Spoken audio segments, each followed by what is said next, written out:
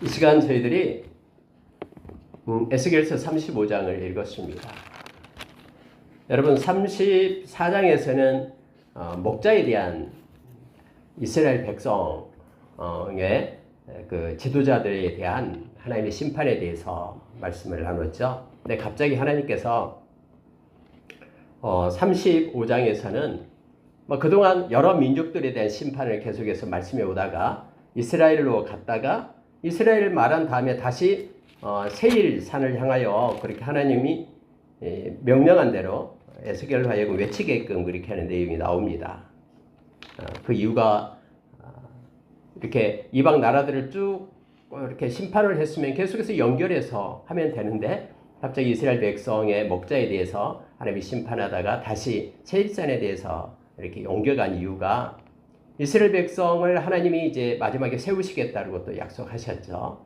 비록 나라는 망했지만 하나님께서 내 양들을 내가 목자가 되어 일일이 부르겠다고 말합니다. 병든 자를 내가 그들을 고치고 또 흩어진 그들을 내가 모아서 하나님이 회복시키고 친히 목자가 되어서 하나님께서 그 풍성한 꼴을 주어서 먹이겠다. 또 내가 직접 목자가 된다 하면서 말씀하신 주님은 예수 그리스도를 하나님이신 예수님을 이 땅에 오시게 하셔서 우리에게 영원한 꼴, 풍성한 꼴, 그래서 그 꼴을 먹은 자마다 영생을 얻는 놀라운 은혜를 우리에게 베풀었음을 우리가 알게 됩니다. 그런데 이렇게 하나님의 백성들에 대해서 하나님께서 이제 마지막에 회복이 있을 것이다, 예수 그리스도를 통해서 구원이 있을 것이다 라고 말한 다음에 갑자기 여기에서 세일산을 향하여 에돔을 향하여 외치라라고 말씀을 하고 있는 것입니다. 왜냐하면 이스라엘이 멸망받을 때 좋다고 박수치면서 속 시원하다, 내가 그럴 줄 알았다 하면서 그렇게 기뻐했던 사람들이 있었거든요. 그들이 바로 에돔 족속이었어요. 세일산 민족이었습니다. 여러분 하나님은요 너무 섬세하셔요. 그래서 하나님의 백성을 힘들게 하고 지치게 하고 하나님의 백성을 욕하고 하나님의 백성을 그렇게 하나님의 그렇게 벌을 받는 순간에까지 그렇게 하나님의 백성에 대해서 반대하고 보복하고 악한 마음을 품고 하는 것들에 대해서 하나님은 반드시 그렇게 하나님은 철저하게 심판을 하시는 하나님 되심을 알게 하는 거예요. 그래서 저와 여러분이 이 말씀을 읽음으로 인하여 교훈을 받게 합니다. 우리를 사랑하시는 그 하나님은 절대 변함이 없다라는 것을 알게 해요. 우리가 로마서 15장 4절의 말씀처럼 하나님께서 이 말씀을 기록해 놓은 이유가 저와 여러분으로 읽는 저와 여러분으로 하여금 소망을 얻게 하기 위하여, 위로를 주기 위하여, 그리고 힘을 얻고 주님이 함께 하심에 대해서 감사하며 이 땅을 살게끔 그렇게 훈련시키기 위하여, 교훈 주기 위하여 그렇게 적었다라고 우리에게 말합니다. 고린도전서 10장에서도 동일하게 우리에게 말씀해 주고 있죠. 그래서 이 말씀을 읽는 저와 여러분으로 하여금 과연 하나님은 사랑이시고 그 사랑의 하나님께서 우리와 함께 하신다라는 걸 알게 합니다. 그래서 아무리 여러분 세상에서 힘들고 어려워도 내가 하나님의 자녀됨에 대한 기쁨과 구원의 감격으로 여러분 사시기 바랍니다. 우리는 절대 망하지 않습니다. 망한 것 같이 보여도 우리는 절대 망함이 없어요. 우리 주님이 우리 끝까지 책임지고 함께 하시기 때문에 그렇습니다. 특히 창세기 12장에 나온 아브라함에게 약속했던 그 복이 저와 여러분에게도 있다라는 것을 우리가 기억하길 원합니다. 하나님은 우리에게서 그 사랑의 시선을 떼지 않고 인생 끝날 때까지 함께 하실 겁니다. 외롭고 혼자 있을 때도, 여러 대중들과 함께 섞여 있을 때도 하나님의 시선은 여전히 우리에게 머물러 있음을 우리가 기억하며 때로는 또 낙심하고 어려운 순간이 오더라도 하나님을 바라보고 힘을 얻는 저와 여러분 되기를 원합니다. 여러분 1절에 한번 보십시오. 2절이요. 인자야 네 얼굴을 세일산으로 향하고 그에게 대언하여 이르기를 주 여호와께서 이같이 말씀하시되 하면서 얼굴을 향하고 말을 하라라고 하나님께서 말씀합니다. 언제나 하나님께서는 뭔가를 향하여 일을 시작하실 때 얼굴을 향하게끔 하죠. 물론 하나님의 얼굴을 대신해서 오늘 에스겔이 에돔 쪽을 향해서 얼굴을 들고 지금 말하기 시작하는 거예요. 근데 이거예요. 내가 너를 대적하여 내 손을 내 위에 펴서 내가 황무지와 공포의 대상이 되게 할지라. 하나님께서 손을 펴시겠답니다. 하나님은 영이시기 때문에 우리 눈으로 육체적으로 볼 수 없는 분이잖아요. 그런데 굳이 하나님이 이렇게 사람처럼 그렇게 표현하고 있는 거, 하나님이 귀로 듣고 또 눈으로 보고 손을 펴고 안고 업고 이런 표현을 쓰고 있는 것은 이 말씀을 읽는 저와 여러분을 위해서 지금 그렇게 하나님이 하신 거예요. 그럼 하나님이 이렇게 손을 펴시겠다고 말합니다. 여러분들 성경은 하나님이 손을 펼 때는 두 가지가 나타난다 그랬죠. 하나님의 역사를 나타내는 거 맞는데 악한 자들에게 손을 펼 때는 하나님의 심판이 임하는 거예요. 그리고 하나님의 백성들에게 손을 펼 때는 하나님의 거룩한 사역들이 일어나게끔 그렇게 합니다. 하나님의 도우심의 손이 임하게 되는 거예요. 우리가 기도할 때도 하나님 우리 자녀들에게 하나님의 거룩한 손을 얹어주십시오. 손을 펴주십시오.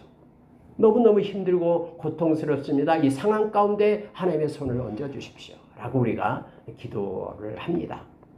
그러면 하나님의 활동하심이 역사하심이 있게 됨을 알게 합니다.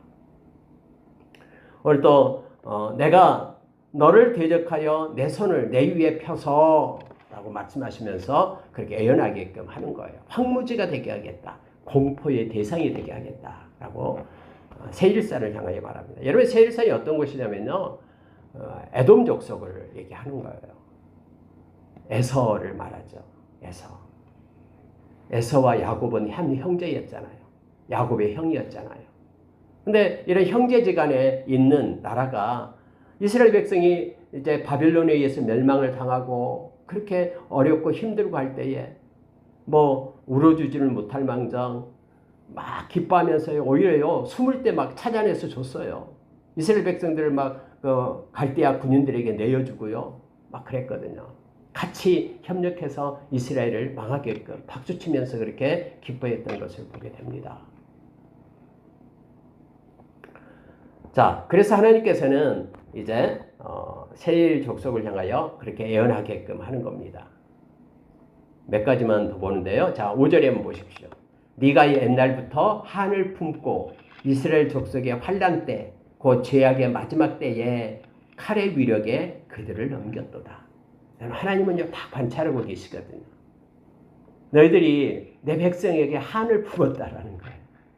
뭐 한이 품을만 하죠. 왜냐하면 에서가 형인데 에서에게로 흘러가지 않잖아요. 장자권을 뭐 자기가 장자권을 팔았지만 그리고 동생인 야곱에 의해서 하나님의 백성들이 세워지게 되잖아요.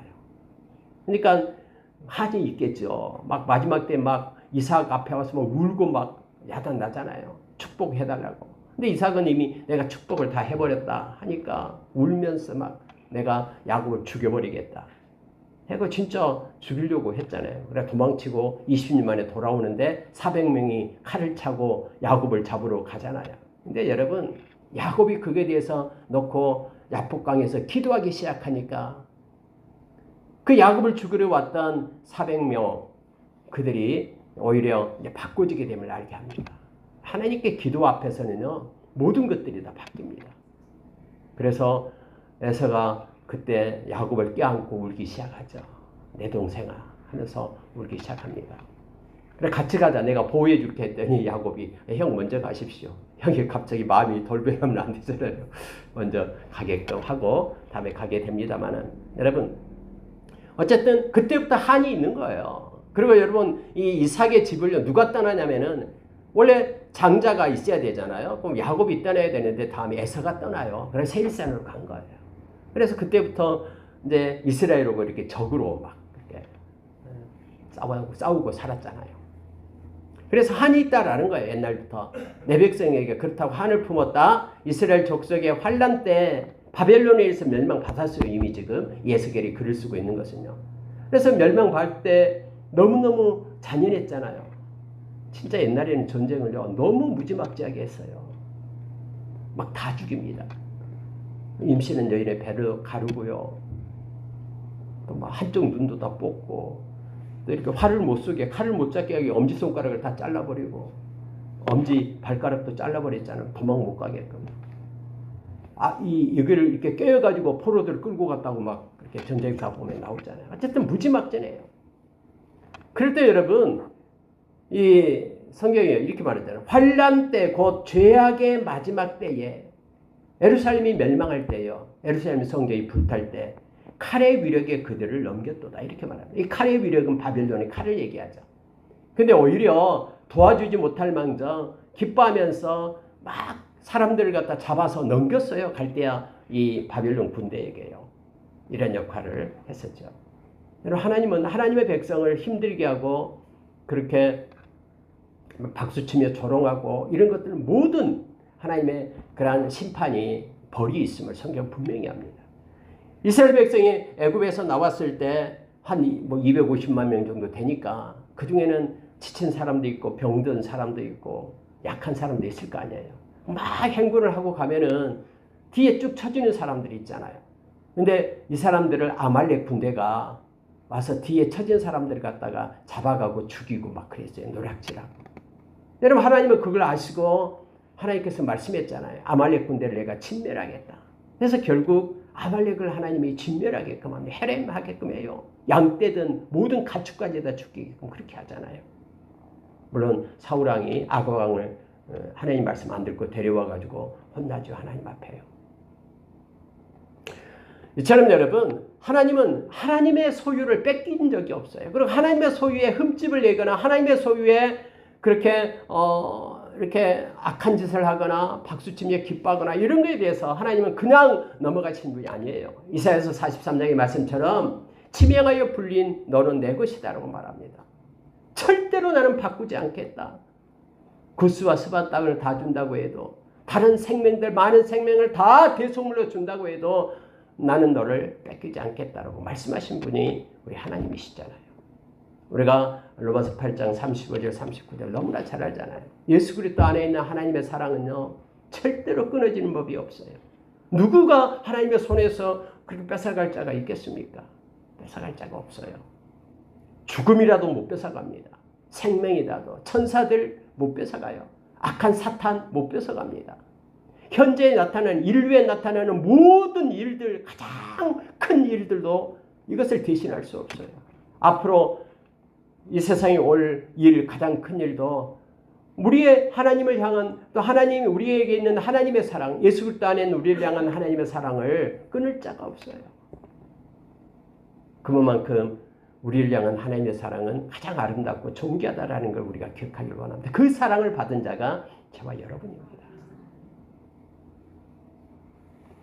당신의 아들을 그렇게 생명으로 주고 우리를 사신 주님이심을, 하나님이심을 우리가 기억하길 원합니다. 그래서 여러분, 바로 이스라엘 족속을 향하여 한을 품고 환난 때에 또 마지막 때에 칼의 그 위력이 있을 때에 그들을 넘겼던 건 내가 다 봤다라고 하나님은 말씀합니다. 6절에요. 그러므로 저 여호와의 말씀이니라 내가 나의 삶을 들고 맹세한다. 하나님의 방법이다 그랬죠. 하나님 이 말은요 반드시 한다라는 거예요. 우리가 히브리서 6장에서 하나님은 거짓말할 수 없는 두 가지 사실이 있다고 말하죠. 성경은 언제나 이렇게 반복됩니다.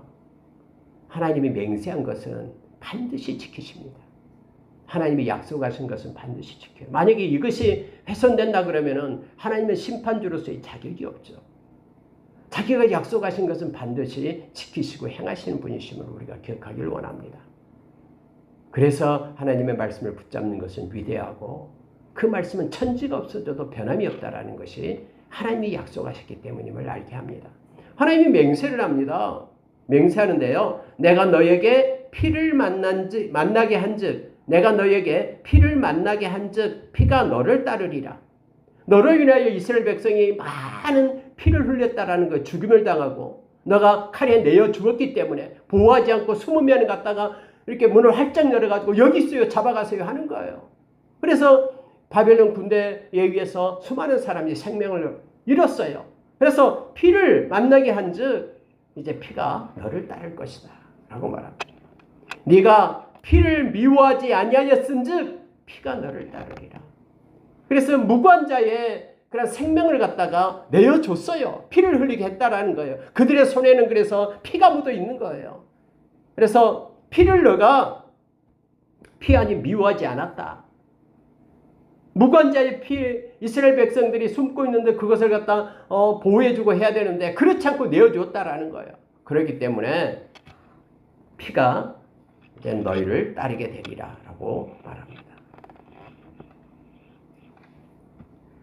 이 에돔 족속은 하나님의 백성을 미워하고 이렇게 보호하지 않았다는 이유로 그가 멸망을 당하게 되는데요. 여러분, 바벨론에 의해서 멸망을 당해요, 다음에요. 그런데 그 이후로는요, 이 나라가 서지 않습니다. 지금까지도요, 나라가 없어져 버립니다.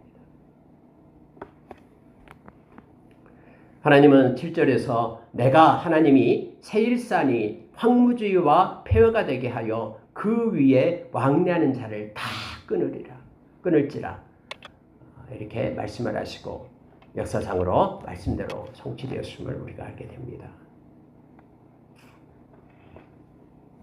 여러분 10절로 내려가겠습니다. 자, 또 하나님은 또 구체적으로 에돔이 어떤 죄를 지었는가에 대해서 말합니다. 근데 이것도요, 하나님의 백성과 연관되는 겁니다. 보십시오. 네가 말하기를 이 두 민족과 두 땅은 다 내 것이며 내 기업이 되리라 하였도다. 그러나 여호와께서 거기에 계셨느니라. 자, 이 두 민족이라 할 때는 북이스라엘과 남유다를 얘기해요. 그래서 북이스라엘 족속, 남유다 족속 이 두 땅을 말하죠. 이스라엘이 그랬었잖아요. 그런데 이 에돔 족속이 말하기를 이거 다 내 것이다. 내 기업이 되리라. 다음에 우리가 이 땅을 차지하게 될 거다. 라고 그들이 외치고 말했다라는 거예요. 이거 어떻게 알아요? 근데 하나님께서는 말씀하십니다. 내가 거기에 계셨다. 하나님이 그거에 있었다라요. 다 들었다라는 거예요. 그들의 그 계획, 자기 땅을 만들기 위해서 계획, 어떻게 하면은 우리가 이 땅을 정복할까라고 생각했던 그러한 계획들 내가 다 알고 있다. 다 들었다라는 거예요. 근데 하나님이 그것을 지금 들춰내면서 여러분 지금 아수르에 의해서 북이스라엘이 멸망한 지가 얼마나 오래됐습니까? BC 722년인데요. 남유다도 이미 BC 586년에 멸망하고요. 그 이후잖아요. 이게 한참 되었습니다. 그런데 그때 전부터 계속해서 마음에 이 민족을 우리가 정복해가지고 우리 땅을 만들겠다라고 욕심을 품은 것들 내가 그곳에 있어서 하나님이 다 들었다라고 지금 말하고 있는 거예요.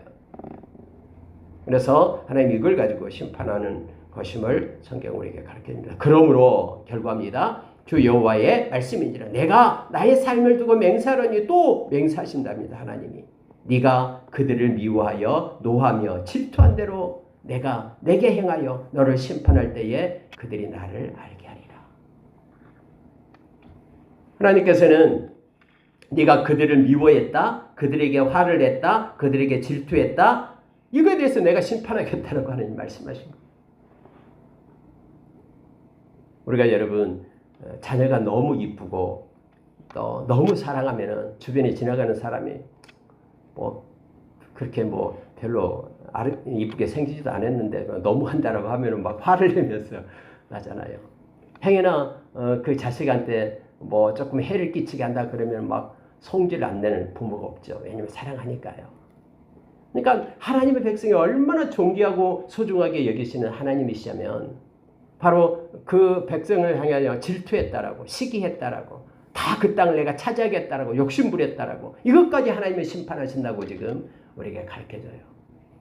왜 이 글을 쓰고 있습니까? 이 말씀을 읽고 있는 너희는 나에게 그만큼 존귀하고 보배로운 자다라고 말합니다. 로마서 5장 8절에 보면은 우리를 향한 하나님의 사랑을 확증했다고 말하는데요. 위에 읽어보면 세 가지가 나옵니다. 우리가 아직 죄인 되었을 때에. 여러분 우리가 막 선한 일을 하고 착한 일을 하고 도와주고 섬기고 봉사하고 했기 때문에 사랑스러워하면서 하나님이 우리를 맞았다라는 게 아니에요. 여전히 우리가 연약할 때에, 여전히 우리가 죄인 되었을 때에, 여전히 우리가 하나님의 원수가 되었을 때에 하나님이 먼저 우리를 향하여 사랑을 베푸셨다라고 말합니다. 불가항력적인 사랑을 우리에게 주신 거예요. 근데 그 이유에 대해서 우리가 몰라요. 왜 하나님이 나에게 그렇게 나를 사랑했는지, 왜 그렇게 나를 사랑해서 그렇게 원수가 되고 여전히 죄를 짓고 있고 여전히 연약해서 넘어지고 또 넘어지고 막 그런 상태에 있는 나를 왜 그렇게 사랑해서 당신의 아들의 생명을 주어 믿음을 주고 예수를 믿게 하고 하나님의 자녀가 되게 했는지 나는 잘 몰라요. 내가 모른다고 해서 그 사랑을 우리는 외면해서는 안 됩니다.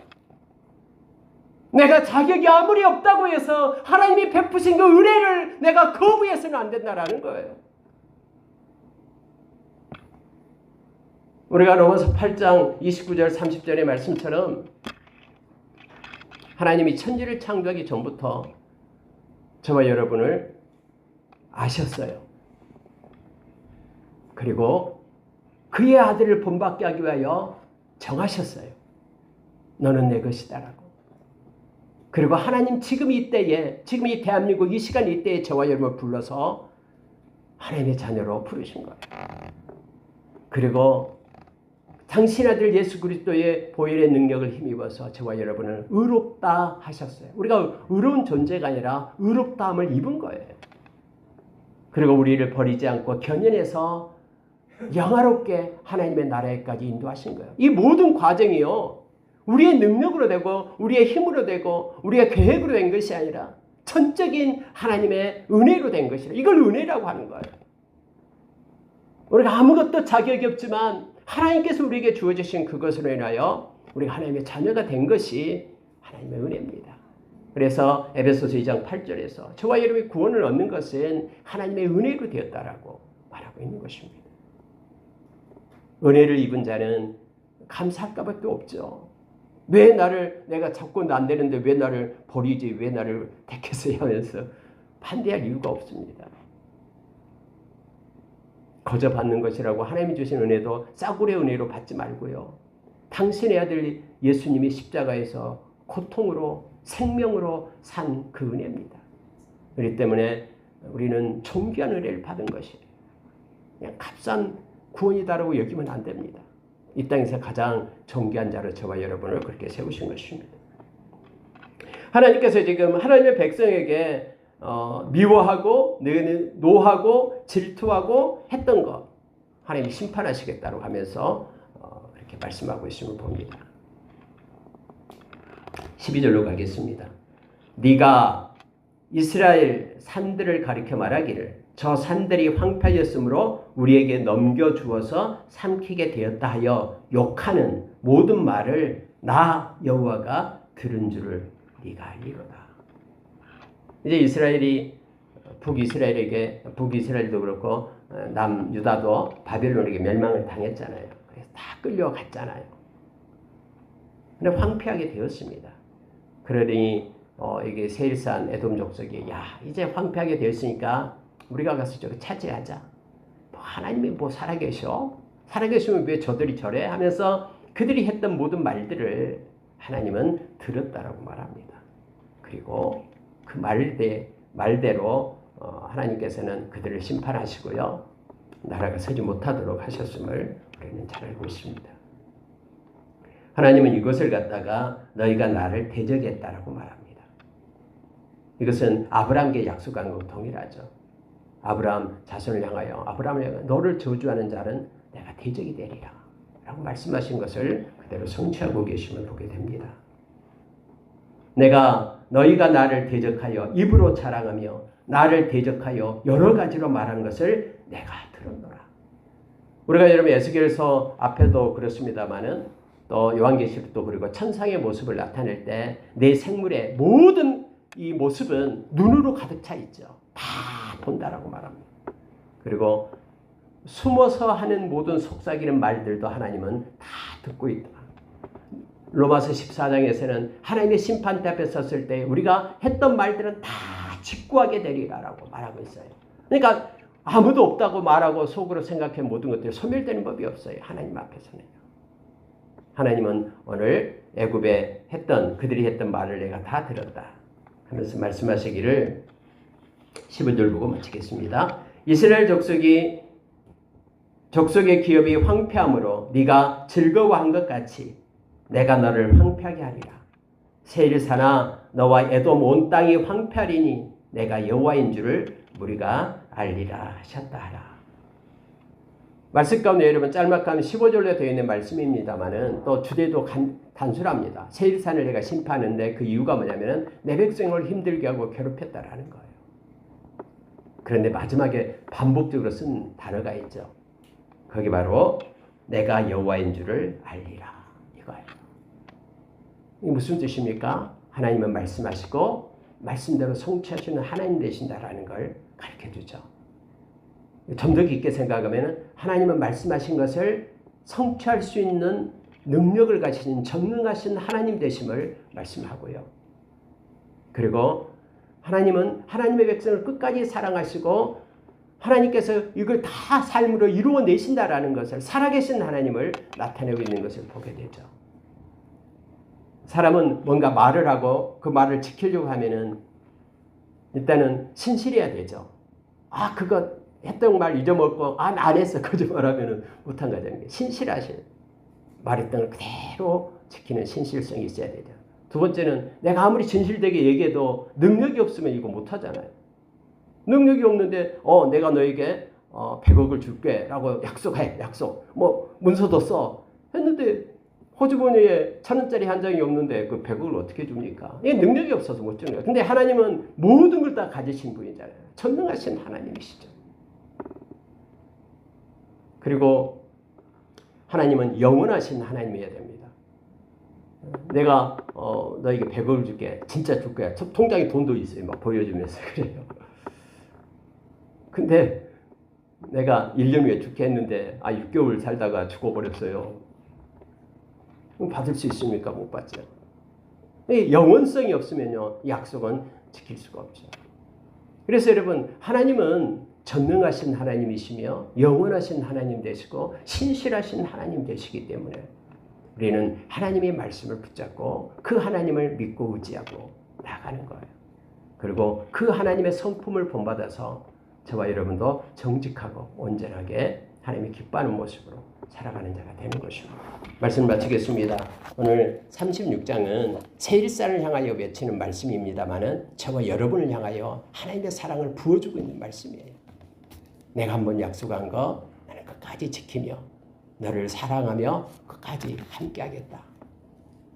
요한일서 5장 18절의 말씀처럼 악한 것이 만지지 못하게끔 내가 너를 붙들어 지키며 끝까지 동행하겠다라고 약속하신 말씀을 마음으로 우리에게 전달해주고 있는 것입니다. 그리고 그러면서 내가 너를 보호하고 있고 내가 다 알고 있고 보고 있고 시선을 멈추지 않고 있고 너를 향해서 했던 모든 악한 말들을 내가 다 듣고 있으니까는 그리고 너를 지키겠으니까는 너희는 당당하게 이 험한 세상에서 나와 함께 동행하며 또 주님을 믿고 의지하고 의탁하며 기도하며 살라라고 오늘 말씀 우리에게 주신 말씀입니다. 주님 앞에 이를 때까지 저와 여러분이 전능하신 하나님을 의지하고 그분의 자녀된 것을 기뻐하며 아빠 아버지라고 부르며 기도하고 다 하나님께 맡기고 그분께 평안한 가운데 살아가는 기쁨으로 사는 저와 여러분 되기를 예수의 이름으로 축원합니다. 기도하겠습니다.